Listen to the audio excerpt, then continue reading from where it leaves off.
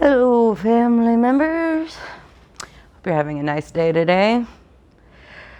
I'm about to wade myself into a topic here that might be a little bit explosively controversial.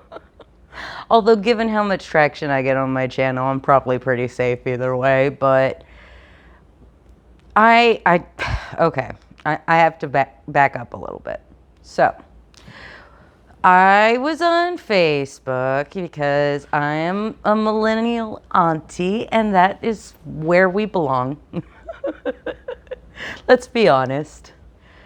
And there is a page that I follow, one of many pages that I follow that posts a lot of really good, like, topical content for queer communities.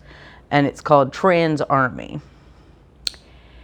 And there's been a couple of posts lately that have been extremely controversial in the group because the page takes a very hard stance that generative AI is a tool that is important to certain disabled people and thus has value. And there have been a lot of people who follow the page who are extremely angry about that stance and take a very hard line. Generative AI is theft and it's got no value whatsoever. And I mean, they're very passionate responses. And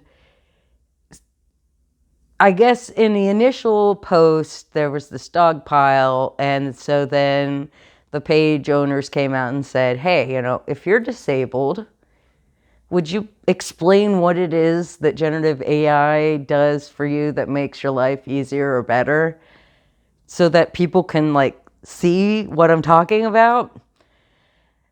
And I will say most of the comments that I read on that second post were disabled people explaining exactly that, ways that generative AI has been beneficial to them because of various limitations, physical or otherwise, that they have, and that it's a useful tool for a lot of people for a lot of reasons that are not in any way nefarious.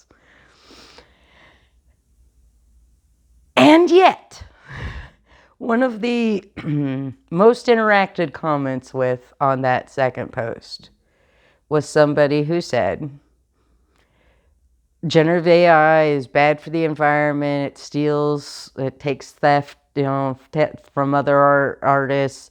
There's no, it's such a damaging bad thing that any benefit that disabled people might get from it is not worth the harm that it does.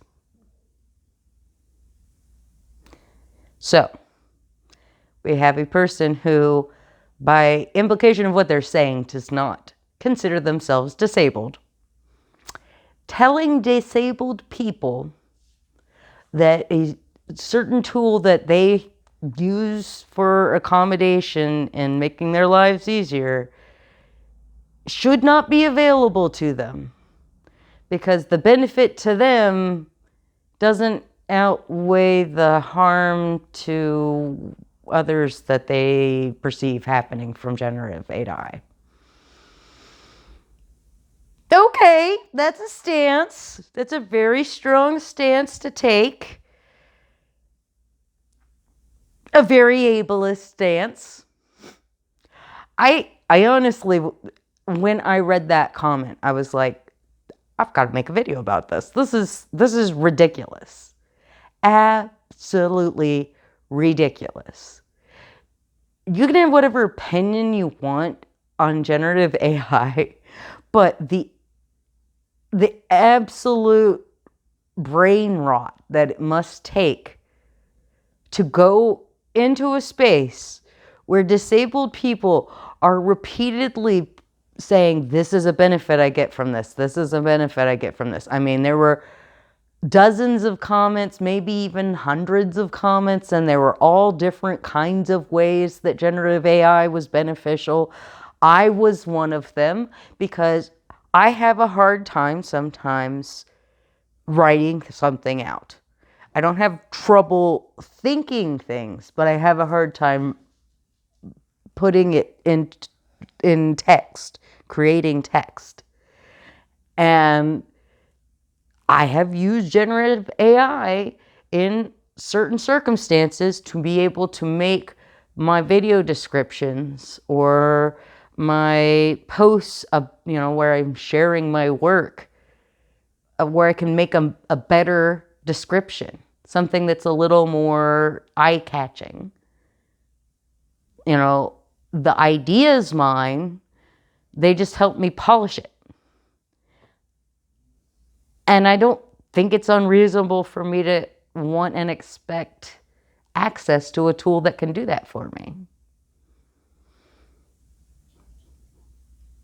I just think that this hardline anti-generative AI, reactionary pushback that we're seeing from people who are anti-capitalist or left-leaning or straight up leftists, I understand it.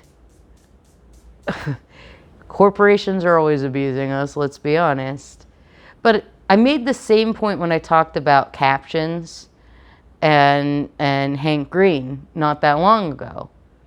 Hank Green being so angry about his caption content being used to train AI, which is going to then produce better captions for people who wouldn't have them otherwise.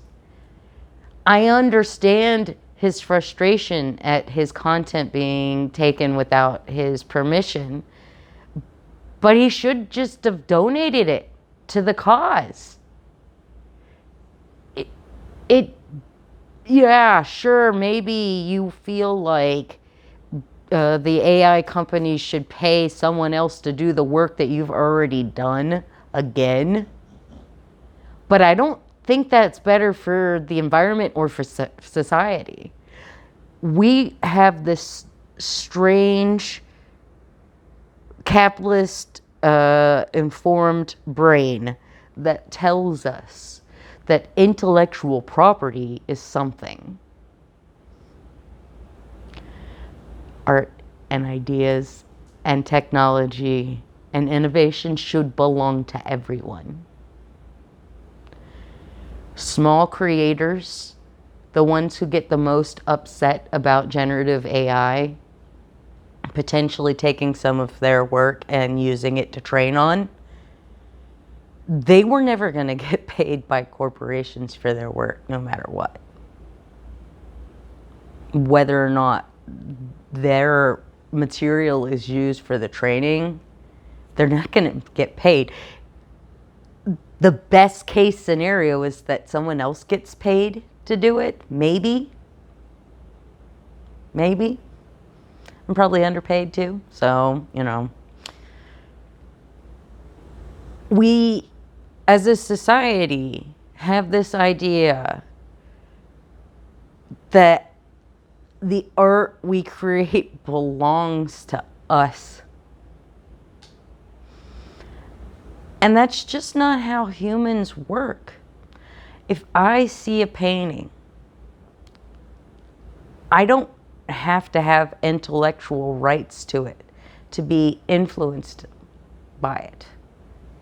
If I read a book, I don't have to have intellectual property rights to write a fan fiction of it.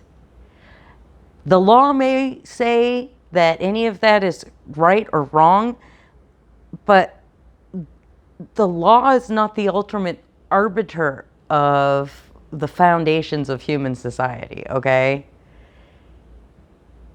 The law can say that the sky is purple, but that doesn't change the color of the sky. You can legislate anything into reality. Look at the UK Supreme Court trying to pretend like intersex people don't exist. They can say that. That doesn't make it true. Like, law cannot dictate reality. Law is meant to try to maybe sometimes determine what reality is, but it can't ever be 100% certain, you know? Humans are the ones who determine what laws are, and human bias goes right into those laws, okay? And ableist biases go right into everything related to innovation, technology, copyright, intellectual property, all of that. Why wouldn't you want to share the fruits of your labor with your community, with your society? If there is an element of sharing your work that could make somebody else's life better without hurting you in any way, I don't know why you would fight against that. But that's not how people look at generative AI. They don't look at it as something that is actually a beneficial tool for people who need it for accommodations to make their lives better. And the main reason why that is because that's not how it's been sold to us. You know, the corporate overlords that are going all in on this idea of AI are selling it as something frivolous or for commercial purposes or whatever. They themselves are presenting it in an extremely ableist way, what it is that they're even doing. They aren't emphasizing the fact that is something that is actually beneficial to people like me or other people who are disabled in other ways. We have a hard time getting access to things that can make our lives better. You know, how many times have you seen a story about somebody who needs a motorized wheelchair, but it's far too expensive, and so they have to do some sort of ridiculous, miraculous fundraising to be able to get the tens of thousands of dollars they need for that? There's no reason why that technology should be that expensive and so inaccessible to the people who need it. Oh, little man's. My old boy, he needs a cuddle every once in a while. You gotta forgive him. But, you know, and I'll tell you, it doesn't even have to be truly disabled. You know, I tried really hard when I was in like high school and college to learn how to draw and be able to create like anime style characters, because, you know, I was an embarrassing teenage girl at one point in my life, as most women were. And I had this idea in my brain that I couldn't get out of my head. And it was like a fusion of Disney princesses and Sailor Senshi. And I know that's silly, but it was just something that it floated around in my brain, and I needed to see it so that I could like move on from this idea I had. And the only way that I could feasibly do that was generative AI. Now, partly that's because I couldn't, even if I was able to draw, I wouldn't be able to do that. Right now, my hands and wrists would not allow me to take on a project like that, even if I had the talent at some point in my life. But I never had that talent. Without generative AI, I would have never been able to get a rough idea of that vision so that I could kind of think the idea through and get it out of my brain, so to speak. You know, I didn't have any commercial intentions. I didn't have any real intentions with it at all, other than it was something that I wanted to see.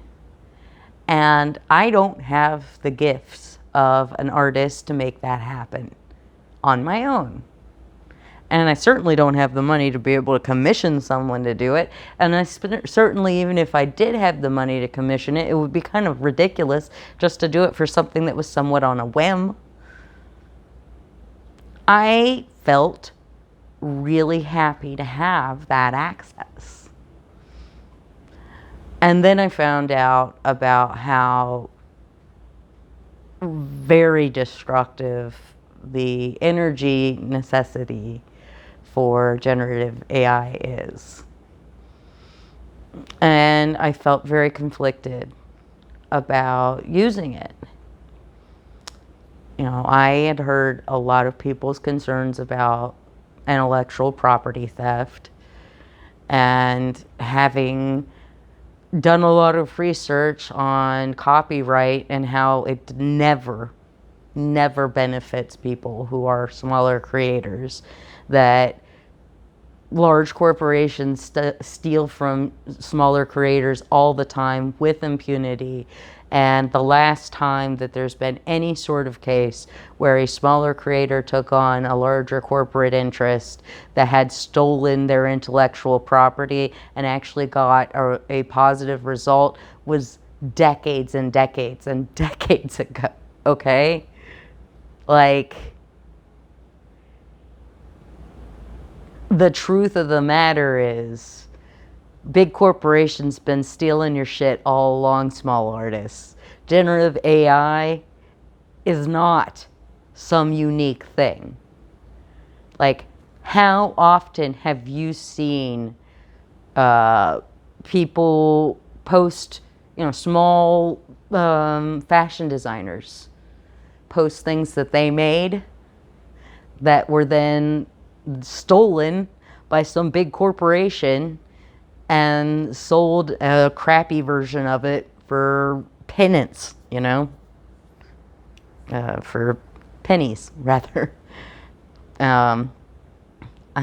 Bernadette Banner, who is a YouTube creator, who is really fascinating.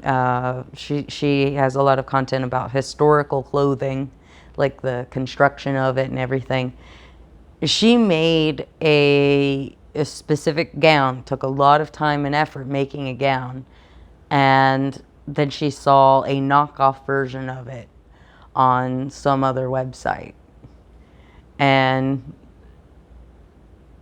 I know that had to feel so violating in a way, but the reason why that feels so violating is because we have been told repeatedly by corporate interests that they can own our art and our ideas and make us have to pay them for it.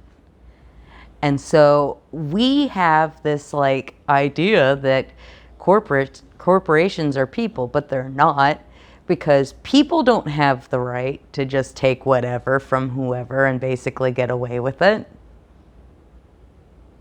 But they do. I mean, that's the way the system works. That is the practical reality of the system. Does not matter what the law says. The practical reality is that copyright is only ever enforced in the service of large corporate interests. You might be able to get your crumbs if you have a really good lawyer before they get a hold of your content and you get some sort of signing from them there. But you can't expect that a corporation is ever going to act in anything other than the most craven, greedy way, because that's the way corporate structure is set up. The leaders of any corporation have a fiduciary incentive obligation to their shareholders to make much money as possible. Not to make the most sound and profitable company in a long-term sense, but just to make as much money as possible in a short-term sense. That's why we see no manufacturing in this company, or in this country, in the United States. Our manufacturing was burned to the ground by our own corporate interests. Americans robbed Americans blind and left us poor and having a harder time finding a good job and a nice place to live. And this rage at generative AI, because it is being pushed by corporate interests so hard, I think that's part of it. Part of this rage against generative AI, I think, is a rage at that understanding that the law is false, that the law exists to protect them but not us. I feel like generative AI has become somewhat of a representative of the hubris and abuse and waste of like the tech bros of corporate America. Sort of like how individual Tesla owners and Tesla dealerships became avatars for rage towards Elon Musk, which I'm not saying was incorrect. But by the way, I'm not in any way saying that sometimes the appropriate thing is to allow ourselves to protest via using symbolic action or language. That's appropriate in some circumstances.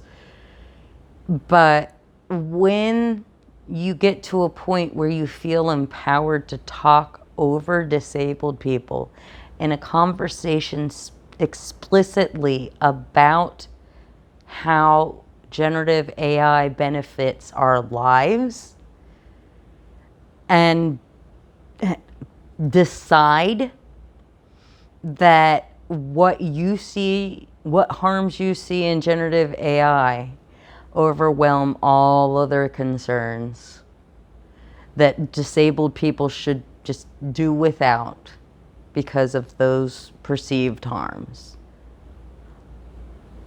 I'm sorry, but I think that's going too far.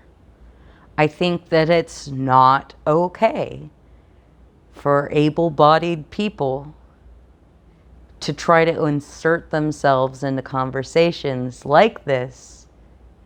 This is not a conversation where they need to be speaking. It needs to be a conversation where they are listening. Anyone who jumped in the comments on that post who are able-bodied and weren't there to say, wow, I hadn't thought about this, I'm glad for this perspective, were out of line. They just were. I don't expect those people to agree with my points or with Trans Army's points. I'm just saying that the discussion of generative AI and its benefits, or lack thereof, has an extreme ableist point of view that is intrinsically part of the discussion, and it needs to be addressed.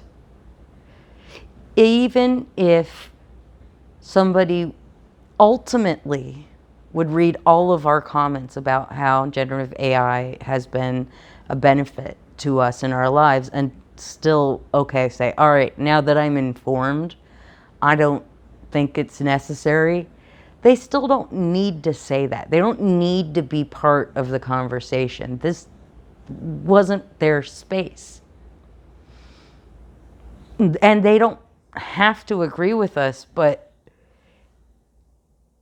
at least give us the courtesy of driving the conversation for once, when that's the explicit focus of the post.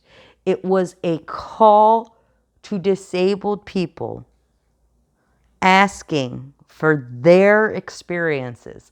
There was no reason why there needed to be hostile, able-bodied people speaking over us. Well, family members, I think that I've pretty much said what I got to say there. I did want to point out who's back here.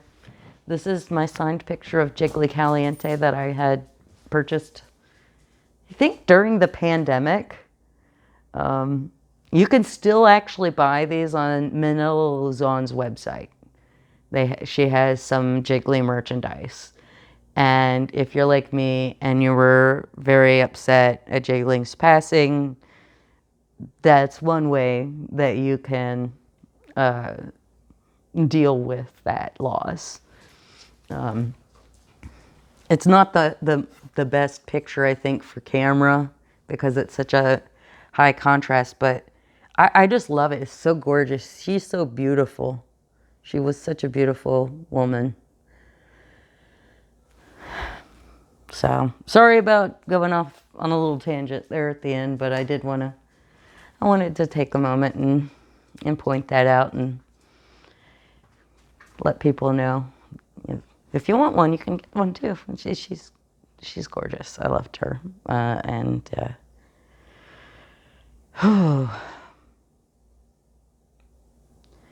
Queer people, we got to deal with a lot. We don't need our icons dying young. Poor Jiggly. Bianca, we love you. All right, family members, I'll let you go. I hope you have a great day, and I will talk to you some other time.